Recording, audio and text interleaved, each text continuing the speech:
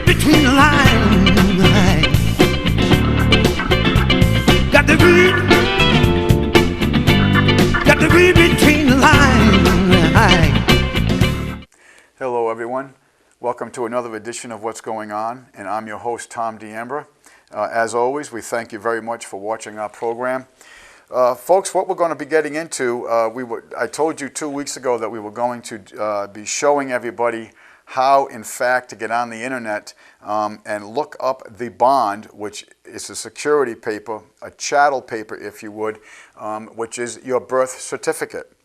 And unfortunately, due to Irene, which is just passing this morning through our area, the internet is down. So we're not able to go through this with you. But before we get into some material that we're going to cover, I would like to say a hearty thank you to all the people who have served their community through this storm. Fellow firefighters, EMS personnel, police, all the volunteers and the shelters that worked all through the nights and continuing into today, and the unsung heroes behind every scene, and that is the dispatchers that coordinated multiple scenes throughout this storm in a very professional and very accurate and very helpful in the field manner. So we thank, hearty thanks to everybody who was involved in serving your community. Okay, so folks, like I said, today we are going to get into the how to look up your bond, which is what your birth certificate is. Now, we don't have the time to go through everything to get to the point of understanding that you need to be at to understand what I'm talking about with regards to a bond and a birth certificate and so forth. And minus the show last week, 3 weeks prior to that, we did a verbatim layout, if you would, of exactly what the birth certificate is, how it came about, where it goes, what it does do and what it does not do, and what it means to you. Everyone in this nation, I shouldn't say everybody, I do know some parents who were educated themselves and did not bond their children through the birth certificate, but generally speaking, everybody in this nation does have a birth certificate.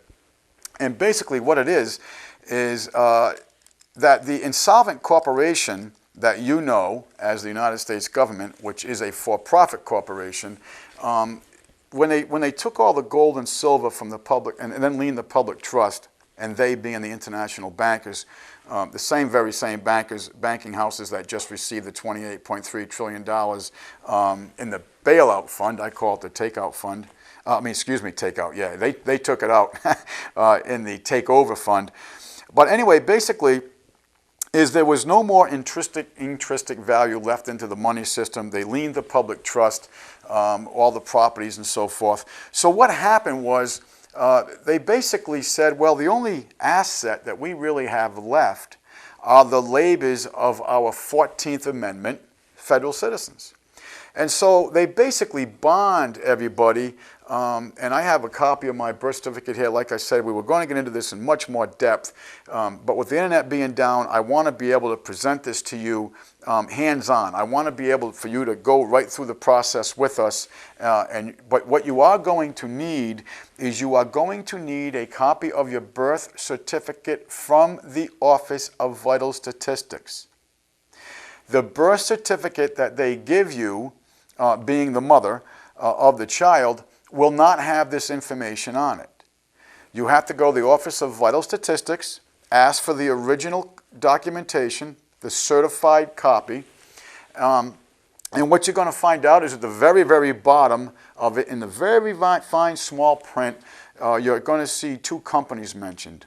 One, if you were born here in Vermont, it will probably be the North American Note Bank Company, or it could be the Midwest Bank Note Company. But basically, we're going to teach you that you are a commercial entity / asset for the insolvent corporation as a co-surety to the International Monetary Fund.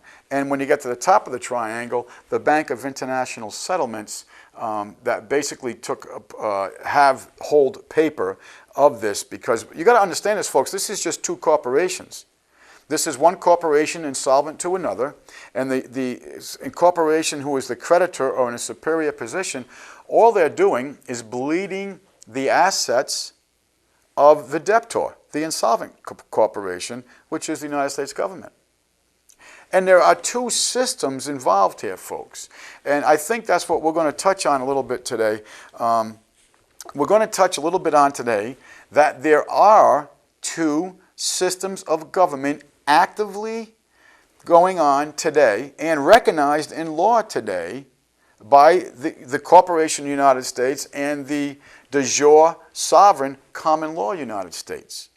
The problem is the commercial United States, which is what you know as the government, controls all the assets of education. They control the public school system, they control basically the media. I mean, everybody here knows the bankers control the media, but basically the media is nothing more than a mouthpiece for the government. And so I just want to get into a little bit so you have an understanding of this. On another show, if you remember, we got into in quite depth about the two constitutions. The Constitution for the United States and the Constitution of the United States, which came into play after the Civil War. And we also got into the Organic Act of 1871 when the United States government became a corporation. So you have to understand exactly what we're talking about. And what we're going to try to get an understanding here through this quick text that I'm about to read to you, because I think they break it down rather well. So basically what we're talking about here is a republic, which is the small u, United States of America. If you remember, we took out our Black's Law Dictionary some years ago, and we came to the understanding that the United States literally means three terms. One, it's the union of the 50 states that make up the de jure constitutional common law republic government. Two, it is the land that encompasses the United States. And three, it's a corporation. That's all in Black's Law Dictionary. Look up, go to any law dictionary, go on the internet and look up the United States, and you'll see there's three definitions of what the United States means. And when you are dealing with the government, folks, you are dealing with the corporation. Because the republic, small u, United States, is not going to be sending you letters of demand for statutory requirements and tax requirements, especially of a private corporation that you know is the Internal Revenue Service. The small u, United States, does not have a foreign guild controlling their just us system. I didn't say justice, I said just us system, because that's what it is. The laws are meant to keep the little people little. So I want you to get an understanding of exactly how we came into play and what's taken with control of that sense. All right? Because it's important that you understand this, so next week when you're watching the program, we can get into a bit when we talk about this birth certificate, instead of just the legal end of it and the commercial end of it to the Department of Commerce, you can get an understanding as to why the Department of Commerce and why are we actually bonded. Okay, I know we've got into that in quite depth in show number, the last three that I talked about, minus the one last week that we had Frank Natola on, which was very good to see Frank again, and as always, he's full of information. So let's get into that a little bit. Okay, now this comes from the Congressional Law Library of Congress. Okay, the United States exists in two forms. The original United States that was in operation until 1860, a collection of sovereign republics in the Union. Okay, understand, the republics are the states, and the Union is their formation by each one individually associating with it. Okay? Under the original Constitution, the states controlled the federal government. The federal government did not control the states and had very little authority. Folks, you've heard me say before, up until the election of Abraham Lincoln, the average American really didn't care who was president of the United States. Because the president of the United States, the federal government didn't affect their lives. Okay? The federal government was only involved in districts, enclaves, and territories, not the sovereign states of the Union. You didn't care who the president was, pretty much. Now, that obviously is not the way today.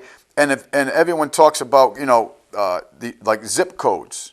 Well, folks, if you use zip code on an envelope, it's an acknowledgement by law, in law, that you are living in a federal district zone. So, again, where is the federal government supposed to be involved with? Districts, as in Washington, the District of Washington, D.C., as I call it, District of Criminals, and enclaves and territories. Again, not the sovereign 50 republics or states that make up the Union.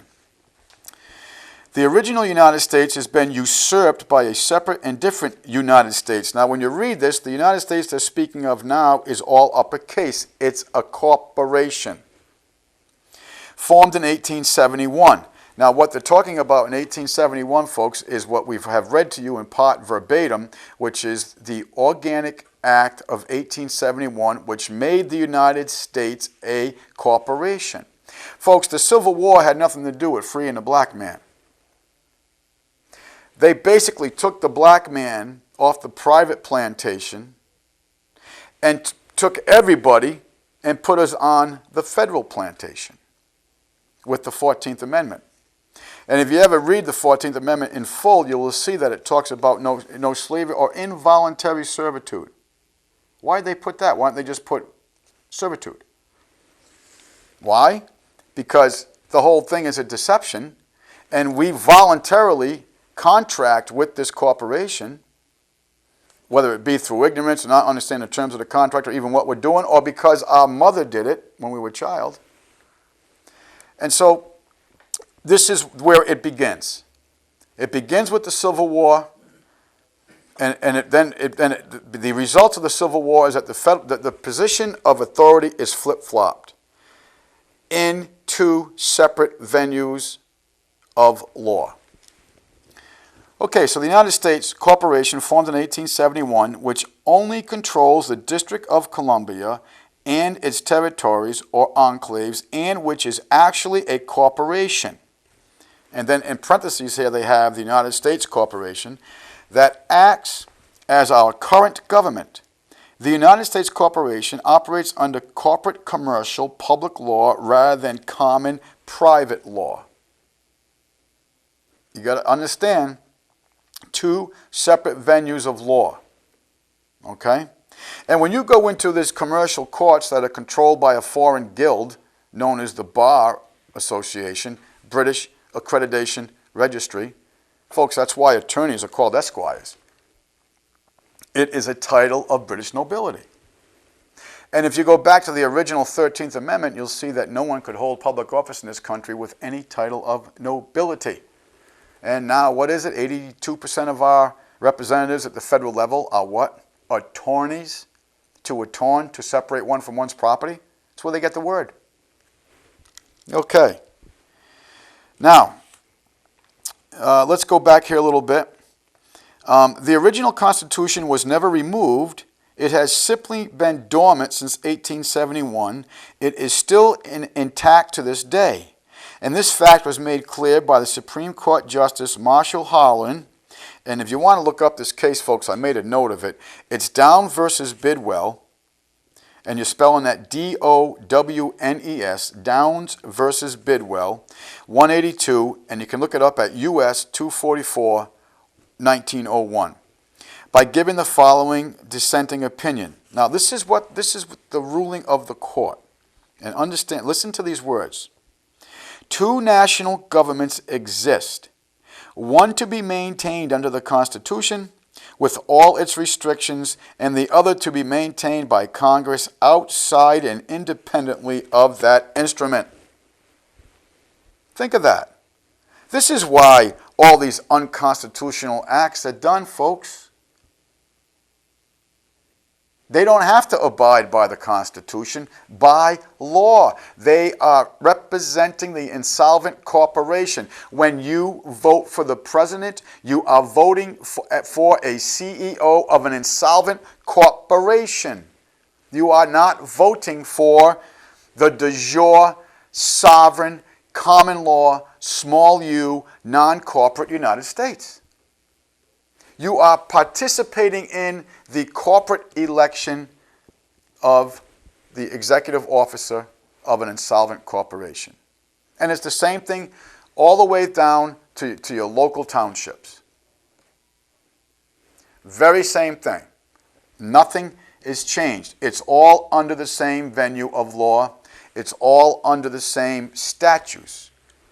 Okay? Statutes are created by agents outside of legislation.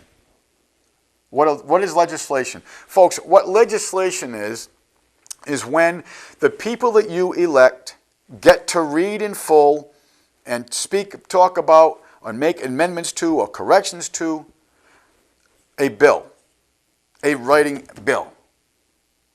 And then through the process that is supposed to be put in front of them, which the people have supposedly approved, it is voted upon and either enacted on or put in void. That is what legislation is. But what's going on is this corporation has created statutory law. And statutory law is commercial law, and basically what it is that they have these agencies, and they just create, without no vote of legislation, without any due process of legislation, they create laws that affect you. Now, these laws affect you if what? If you're contracting with this corporation and if you acknowledge yourself as part of this corporation. Folks, let me put it this way to you. If you're a member of a XYZ club, and I'm talking about like the Lions Club or the Moose Club or something along this line, but let's just say if you're not a member of this entity, of these clubs, the rules of the Lions Club or the Moose Club don't affect you. You're not a member of the organization. But if you are a member of the Moose Club or the Lions Club, their guidelines and laws affect you because you are a member of it. And it's the same way here with two forms of existing national government. Same thing. Okay.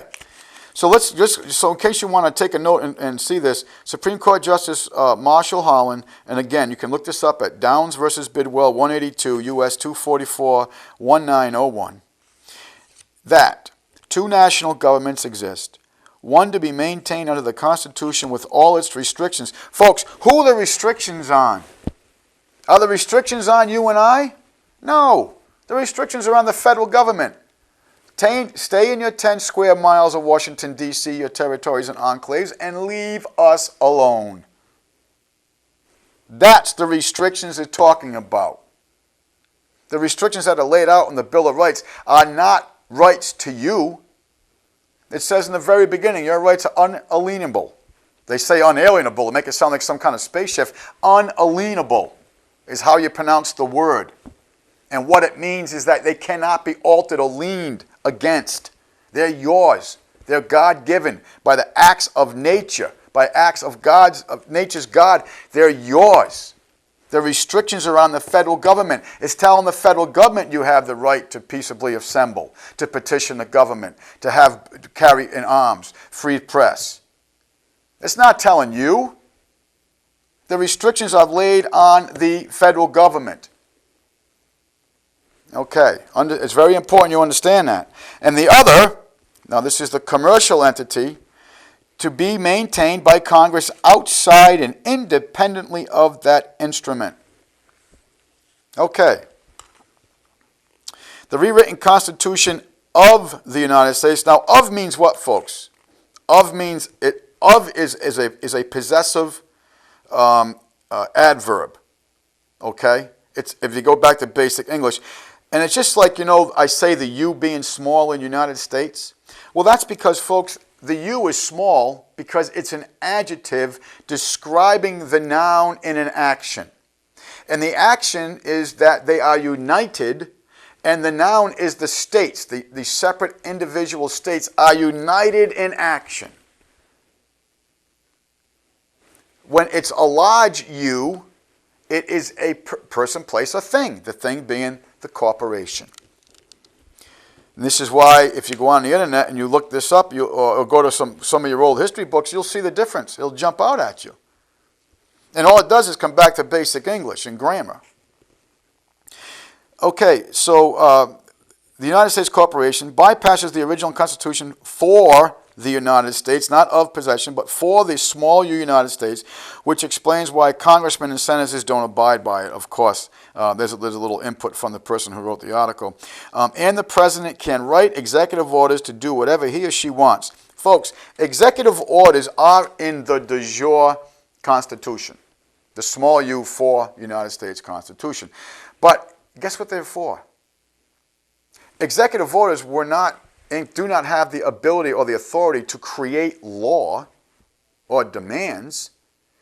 Executive orders were meant so that the president, in times of declared national emergency by the Congress, would have direct means to communicate and delegate mission criteria to the federal employees. That's what executive orders were meant to do. But they could not be enacted until the Congress made a declaration of an emergency. Now, what does the corporation CEO do, President of the corporate United States? They write executive orders and create law out of them, including ones that took all your gold and silver some years ago.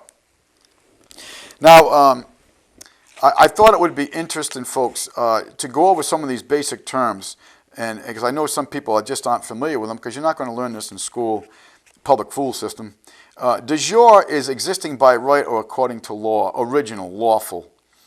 Common law, I make a note to myself, common law operates under de jure terms. Now, de facto, which is what we have today, in practice, but not necessarily ordained by law, but in fact, in reality, corporate law operates on de facto terms. Folks, what they're talking about in practice, but not necessarily ordained by law, but in fact, in reality, is that it's pretty much, okay, we don't have the laws to back this up, but either by the force of the gun or through deception or through ignorance of the people, we're going to operate de facto without ordained authority. You did not give this corporation the authority to send another foreign corporation called the IRS to confiscate your wealth. A bunch of creditor bankers did in 1933. Okay? Sovereign, a real person. Now this is the flesh and blood you. Sovereigns can own property where citizens cannot. This is according to law. According to the original Constitution, all government comes from the sovereign individual. Without the sovereign individual, there is no government. Very interesting, excuse me. U.S. citizen subject is a corporate fictitious entity that merely represents the real person. It acts as a straw man. To call oneself a sovereign citizen or a sovereign subject is an oxymoron, since sovereign and citizen are mutually exclusive of each other. When you are asked if you are a U.S. citizen on corporate legal documents, if you check yes, you agree to the terms of corporate law and unknowingly relinquish your sovereign status and transfer all your rights to the corporation, United States corporation, since you are now under contract. Okay? You understand that? Okay. Corporation is a non-human fictitious entity. Corporate fictitious entities are denoted in all caps. Remember we talked about this, folks, some time ago. Actually, no, we actually got into this in the last 3 shows that you really have to watch to get to this point when we're going to do the bond on the birth certificate. That when you take out your license. Take out your driver's license right now and look at it. I don't care what state you're from. You'll see it's all uppercase black ink. That's because they are dealing with the all caps corporate entity. Okay. Folks, for sake of time, I'm not going to go much farther, but I just want to, there's last 2 terms I really want to get into with you. Lawful, this comes from Black's Law Dictionary, a term used in common law. Legal, a term used in the UCC, Uniform Commercial Code, which applies to corporate law only. So if someone says to you, this is lawful, okay, this is under common law. If someone says to you, this is legal, understand that you are talking about corporate law associated with the Uniform Commercial Code, okay, which is the world corporate law now, has been since 1954. And we get into that at one point. Uniform Commercial Code, uniform all being the same. Commercial is the venue of law you're under, and code it comes from the word coda, which means to be altered secretly. So when you hear the word code, you know you're dealing in commercial law, and you also know that the language has been used for the terms of deception. Okay, folks, I'm not going to get into a lot more of this. There are some things I do want to get into. And this is a quick timeline that I did. I was doing some studying on another subject, actually. And I thought this would be pretty good to understand some different things about where we are. In 1789, we have the Constitution for the small U United States is amended and passed, and it goes into play. And then there's 1790, Article 1 of the U.S. Statutes at Large abolishes the states of the republics and creates federal districts. Okay. Now, when you study this, folks, there's a gentleman by the name of Alexander Hamilton, who was I don't want to use the word liaison, that would be too strong. I wouldn't want to use the word agent, that would be too strong. But Alexander Hamilton had connections with the Rothschild banking house, and he was the one who was really pushing for a central bank of the United States, okay? Because he had some thoughts that he didn't think that the people, like the Rockefellers and others, really could control their own money system, which, as Ben Franklin demonstrated, was the number one prime cause to have the people of these United States turn arms against Mother England. Okay.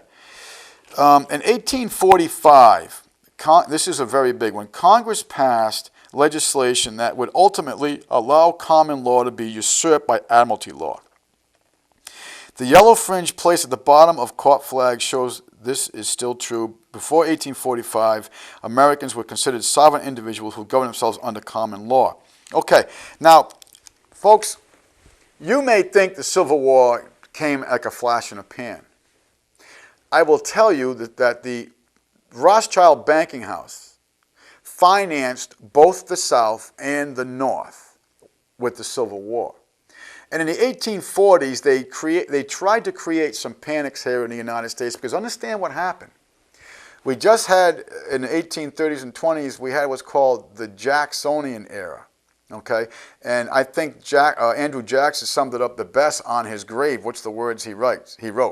I killed the bank. He's talking about the central private bank, okay? So Jackson's out of the picture now. And, of course, we have this great expansion going on out west, the Louisiana Purchase. Oh, folks, you ever wonder why France did the Louisiana Purchase? I'm going to tell you why. Because they were in so much debt from the Napoleonic Wars to the Rothschild banking house. That was created, the Louisiana Purchase. Really incredible. So don't think that these debts don't affect us throughout the world, okay? So in 1860, Congress adjourned sin die. Now, I said to myself, the average person has not ever heard of sin die. So I decided to get my Black's Law Dictionary out and read it to you. Without sin die, this is Black's Fourth, page 1556. Without day, without assigning a day for a further meeting or hearing, hence a final adjournment. Final dismissal of a course. Okay? So what they're talking about is the de jure, sovereign, common law, non-corporate United States adjourned for the last time in the halls of Congress. They adjourned sin die. Without day. It's over. Understand that. Okay? And that was in 1860. In 1861, President Lincoln declared the national emergency in martial law, which gave the president unprecedented powers and removed it from other branches. And this has never been reversed. Now, In 1863, the Lieber Code was established, taking away your property and your rights. Folks, you have got to take the time to study the Lieber Codes, written by a person by the name of Francis Lieber, a protege, again, to the Rothschild, an agent of the Rothschilds banking house. Okay. From 1864 to 1867, several Reconstruction Acts were passed, forcing the states to ratify the 14th Amendment. Okay, now the 14th Amendment, folks, made all of us federal entities. 1865, the capital was moved to Washington, D.C., a separate entity not part of the United States of America. In 1871, the United States became a corporation. We've gone over this, the Organic Act of 1871, with a new constitution and a new corporate government. And the original constitutional government was vacated to become dormant, but was never terminated. Now, the people are the source of the financing for this new government. Oh, isn't that interesting? The people are the source of financing for this new government. What was the source of financing before this corporate government, folks? It only had one. It was tariffs from people who were going to do business in these United States. You had to pay the doorkeeper to come on in and do business. But what happened when the corporation took over? You became the source of finance. In 1917, the Trading with the Enemies Act. We have read this verbatim to you, and basically what it took place was that they amended this act in 1933 to know as the 1933 Trading with the Enemies Act, where the United States corporate government declared you, the United States citizens, enemies of the corporation.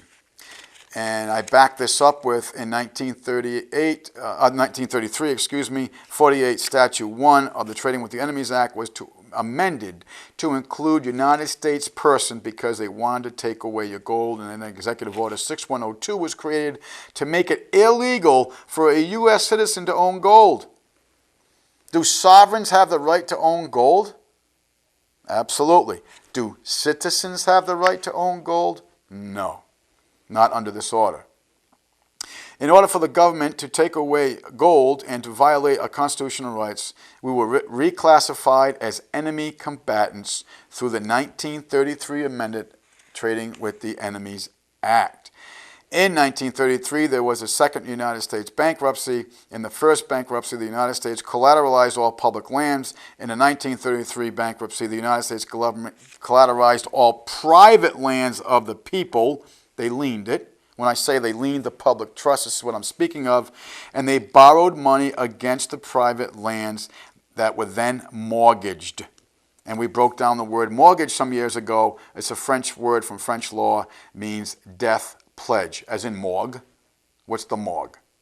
Okay, this is why you pay property taxes. Now, I want to back this up with a quick, I'm not going to read the whole speech because it's rather lengthy, but this is Representative Trafficant, March 17th, 1993. Volume 33, if you want to look it up, and it's page House Representatives 1303, Jim Trafficant, Representative, State of Ohio. It is an established fact that the United States federal government has been dissolved by the Emergency Banking Act of March 9th, 1933, 48 Statute 1, Public Law 89-719, declared by President Roosevelt, being bankrupt and insolvent. House Joint Resolution 192, 73rd Congress, M Session, June 5th, 1933. Joint Resolution to suspend the gold standard and abrogate the gold clause, dissolve the sovereign authority of the United States in the official capacities of all United States government officers, departments, and is further evidence that the United States federal government exists today in name only. What he's talking about, folks, is the de jure sovereign constitution for the small u United States. The receivers of this is Mr. Trafficant again, the receivers of the United States bankruptcy are the international bankers. Via the United Nations, the World Bank, and the International Monetary Fund, all United States officers, officials, and departments are now operating within a de facto status in name only under the emergency war powers, with the constitutional Republican form of government now dissolved. The receivers of the bankruptcy have adopted a new form of government for the United States. Folks, the government that he's speaking of was never dissolved. It was never terminated. It's dormant, waiting for you to awaken it.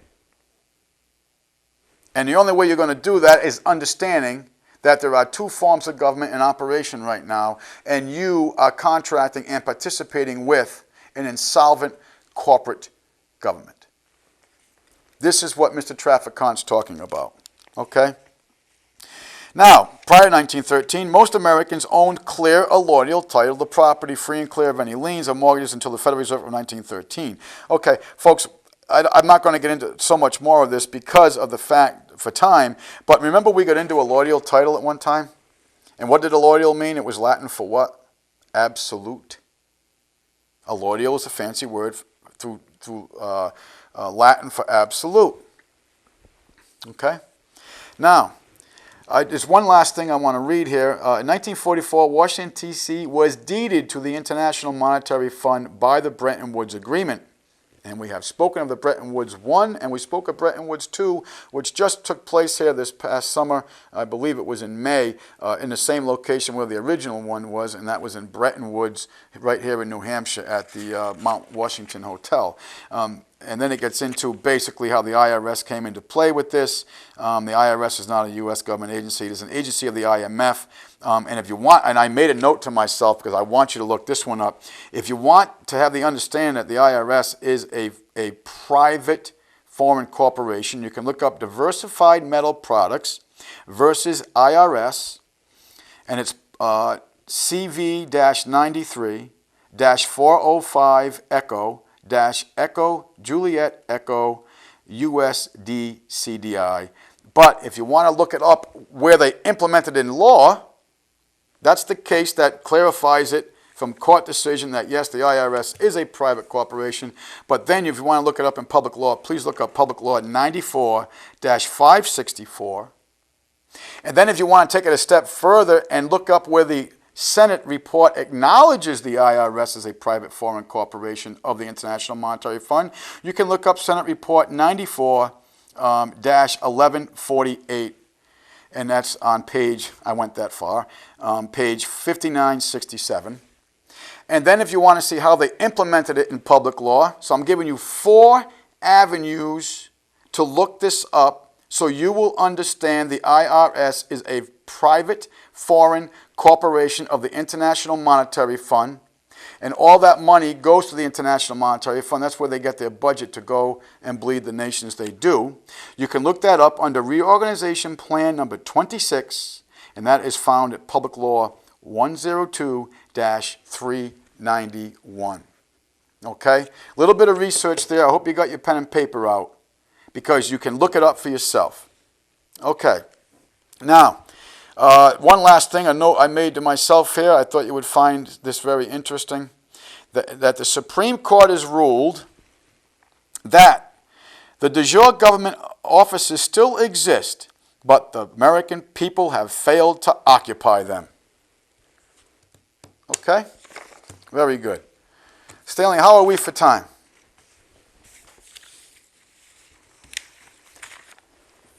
Okay, excellent. Thank you. All right, now, let's get into one thing here. So, we have an insolvent corporation that's insolvent to a bunch of creditors on the bank of international bankers. And folks, understand this. These people have come to bleed us. They're bleeding us with the IRS. They're bleeding us with the domestic security forces. They're bleeding us with all the foreign wars. They're bleeding us with a fiat money system. And now they're bleeding us, folks, with these top funds, and now they're going to start QE3. Quantitative easing 3. What a nice soft words, huh? Quantitative easing. Go back to sleep, America. It's okay. We're about to bleed your $8 trillion private pension funds. Go back to sleep, America. It's okay. Quantitative easing. Folks, the United States government is not done bleeding us yet. There is legislation into play right now, and we have gone through this, I think, about 2 months ago. But at that point, the legislation was in committee. Well, when rascals come back, they're going to vote on it. And what they're basically going to do, folks, is they're basically going to take the private funds of pensions and they're going to nationalize them, which is just a fancy word for confiscate them. Because after all, we wouldn't want to alarm you, take you out of your, arouse you from your sleep. We want to put nice, soft words for you. Okay? Nice, soft words. Stay asleep. It's okay. We're here to take care of you. We've taken all your gold and silver. We've leaned your public trust. We have your sons and daughter bleeding in foreign lands for our gains. And you're financing it. So now we're going to go on and we're going to literally confiscate through the guise of nationalizing the private pensions to the tune of $8.6 trillion, which is really a small figure when you think about the bank has got $28.3 trillion through the bailout funds.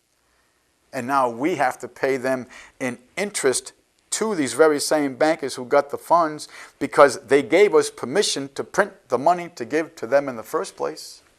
So think about it, folks.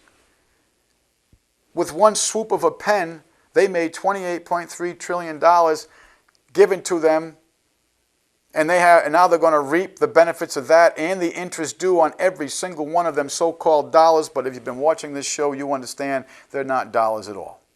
They are Federal Reserve notes. And what's a note? An acknowledgement of debt. So, let's see what that corporation's up to now. Executive Order 12803, infrastructure privatization. Are you still asleep?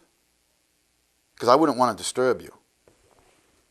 By the authority vested in me as President by the Constitution and the laws of the uppercase United States of America, and in order to ensure that the uppercase United States of America, the corporation, achieves the most beneficial economic use of its resources. And who are the resources, folks? You. It is hereby ordered as follows. Section 1. Privatization means the disposition or transfer of an asset, such as by sale or by long-term lease from a state and or local government to a private party. And then they break down what different assets are. We have infrastructure assets. Infrastructure assets means that any asset financed in whole or in part by the federal government and needed for the functioning of the economy. Whose economy? Ours or the insolvent corporation? Examples of such asset include but are not limited to roads, tunnels, bridges, electricity supply facilities, mass transit, rail transportation, airports, ports, waterways, water supply facilities, recycling and wastewater treatment facilities, solid waste disposal facilities, all housing, schools, prisons, and hospitals, but not limited to.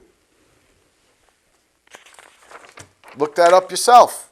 Executive Order 12803. So, what's been going on last week? While you were on the couch and watching the Britney Spears concert, watching the football game. Let's see. Here we go. Here's a nice headline.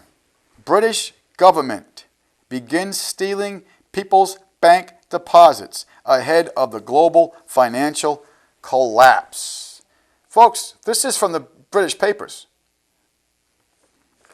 All right, what do they got to say here? Just like in 1929, the British government began its theft of the people's life savings just before the Great Depression. After an inflationary run-up in prices and asset values, the stock market crashed in 1929, and folks, we've gotten into what the causes of that Great Depression were over and over and over and over again. Okay? And what I'm just going to sum it up with is this. It was all the orchestration of the very same banking houses that just got the $28.3 trillion. And the economy soon went with the crash. This time, the British government is disguising its outright theft by claiming the entire contents of safety deposit banks are owned by criminals and the contents are the proceeds of crimes. Of course they're owned by criminals. Who's the enemy of the corporation? You are. Of course you're a criminal. You're a criminal in England, you're a terrorist here in the United States.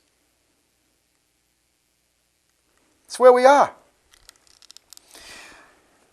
Okay, in March of 2011, Prime Minister David Cameron ordered British police to execute Operation Rise, R-I-S-E. Please look it up. Raid and seize the contents. Now, and when you read what they found in here, they found art, they found gold, gold ingots, gold dust, jewelries, cash, blah, blah, blah, blah, blah, blah, blah. See, what is this, folks? This is all stuff away. It's all put away. Now they're hoarders. Remember, you probably weren't around. I wasn't around in 1933. But when I read the language that was used, you know, if you had gold, you were hoarding gold. You were a hoarder. You were an evil hoarder. How dare you have intrinsic value in your money system? You evil hoarder. We will come take that gold for the good of the people. So we can become hoarders. So we can take the gold and silver. And then we're going to give you a worthless piece of paper and we're going to put you indented to it for everyone that you have in your pocket. You terrible, terrible criminals. Okay, here we go. The British government simply told Scotland Yard that the safety deposit boxes were used by criminals to store cash, guns, and drugs. Last week, the British government instructed the police to arrest anyone who went to the vaults to try and recover the contents of their safety deposit boxes. Those who protested the seizure of the contents of their safety deposit boxes were to be charged with various offenses. Now, they've done this, and I'm going to get into this, but listen to some of the charges they put up. Charged with various offenses, including pedophilia, money laundering, drug dealing, and firearms possession. Folks, who are the only entities in all of England that own firearms? The very same people emptying out the people's safety deposit boxes in the vaults right now as we speak. The people in England were disarmed a long time ago. Look what's going on. And go on the internet and look this up and you'll see the pictures of armed thugs showing up, with MP5s and other weapons. You know the picture. You see it here in America every day. Domestic security forces. The people can't even defend themselves. And if they speak up about it, the Just Us system is going to put charges against them of money laundering, drug dealing, firearm charges, and pedophilia. Oh, folks, I don't know what it's going to take to get you out of the sleep. And I know, it's not going to happen here. Now, I did a little research. What's armed robbery is defined as a crime involving the use of a weapon in the taking of money or goods in the possession of another from his or her person or immediate presence. So, the Just Us system gives them permission to do it. So this isn't armed robbery. But what is armed robbery? It's involving the use of a weapon in the taking of money or goods in the possession of another, you, from his or her person or immediate presence. So if the government comes to your house with a gun at your head and takes everything, that's fine. But don't you go into the bank and try to take your own materials that you under contract with and have paid for and is supposed to be secured in, because they got all the guns. And they have the Just Us system. The contents of the safety deposit boxes that were taken so far last week by the British government were from Park Lane Safe Depository in Park Street, Hampstead Safe Depository in Finchley Road, and the Edgware Safe Depository on High Street. Folks, these are deposit houses, okay? They're deposit houses. It's unbelievable. It really is unbelievable what's going on. Now, I don't have the time to go through everything, but I just want to read a quote from Ron Paul, and he's talking about if the bailouts go on. If the American people, in their somber sleep, allow this to go on, I want you to listen to what Mr. Ron Paul had to say about it before it went to vote. In bailing out failing companies, they are confiscating money from productive members of the economy and giving it to failing ones. By sustaining companies with obsolete or unsustainable business models, the government prevents their resources from being liquidated and made available to other companies that can put them to better, more productive use. An essential element of a healthy free market is that both success and failure must be permitted to happen when they are earned. But instead, with a bailout, the rewards are reversed. The proceeds from successful entities are given to failing ones. How this is supposed to be good for our economy is beyond me. It won't work. It can't work. It is obvious to most Americans that we need to reject corporate cronyism and allow the natural regulations and incentives of the free market to pick the winners and losers of our economy, not the whims of bureaucrats and politicians. I'd like to add to that, not the whims of international bankers who control our entire money system and basically are bleeding our country. Folks, we're being bled. We are, and I mean that figuratively and literally. We are being bled. Okay, folks, we're running out of time here. We've got about 7 or 8 minutes. So I had something else I wanted to discuss with you. Recently here in St. Johnsbury, there was a raid by a federal agency known as the ATF at a former law enforcement officer's house. And I don't know the inner details of it, but what I do know from reading in the newspapers, local newspaper here, the Caledonia Record, because they have covered it rather well, is that basically a lot of protocols were broken. A lot of laws were not met. And all of it was done on the hints of the ATF. And David Slay, who was the attorney for Mr. Actually, I don't want to mention any names. You can look it up yourself. It's a local case. But anyway, the attorney, Mr. Slay, he basically has been battling the ATF through the court system just to get the paperwork. I mean, no warrants, no nothing. You come into this guy's place, you take all these guns. And I found it rather interesting that the ATF didn't even follow their own laws. Of course, then they come out and said that, one of the guns might have been used for a murder in Massachusetts. May have been used for murder in Massachusetts. Didn't say the guy did anything legally wrong. Of course, it can't be lawfully wrong, huh? Because legally wrong is all corporate entity language. Because if it was lawful, you wouldn't need the FFL and all the rest of these things to sell a gun. So basically, the ATF comes in, they raid this guy's house, they confiscate everything. They don't present a warrant. They don't follow their own protocols that have been set up, their own guidelines, their own laws.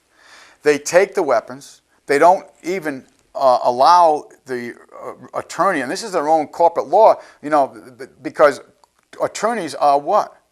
They're members of the bar. They work for the court. The bar, British Accreditation Registry. As we said before, that's why they're called esquires. But I find this very interesting because recently, the ATF, and this is not the first time. I remember when this happened under the Clinton administration, they caught the ATF selling thousands of AK-47s to Chinese street gangs and Mexican street gangs on the West Coast. Interesting. But recently, an operation has been exposed, and it's called it's an ATF operation. It's called Fast and Furious.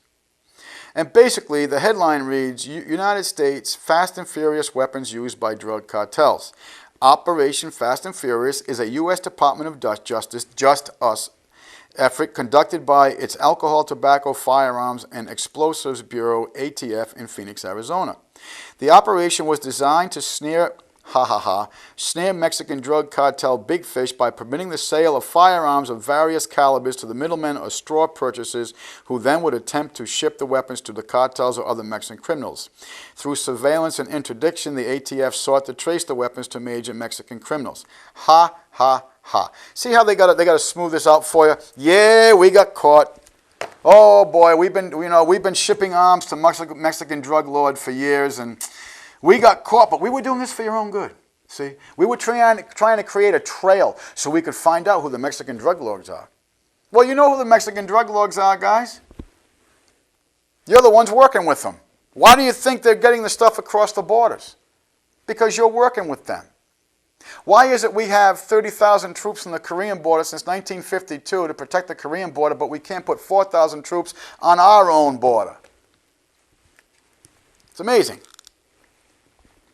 The weapons went south, literally, and things went terribly wrong. Oh, such a drastic mistake. We never meant this to happen like this.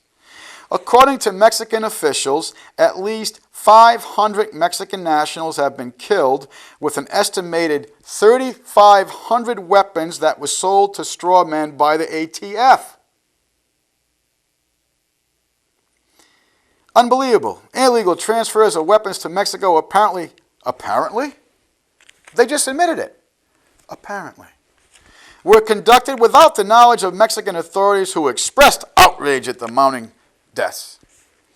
U.S. citizens have also been killed. For example, on December 14, 2010, U.S. border agent Brian Terry was murdered 18 miles north of the Mexican border in Arizona. 2 Fast and Furious weapons were found at the site.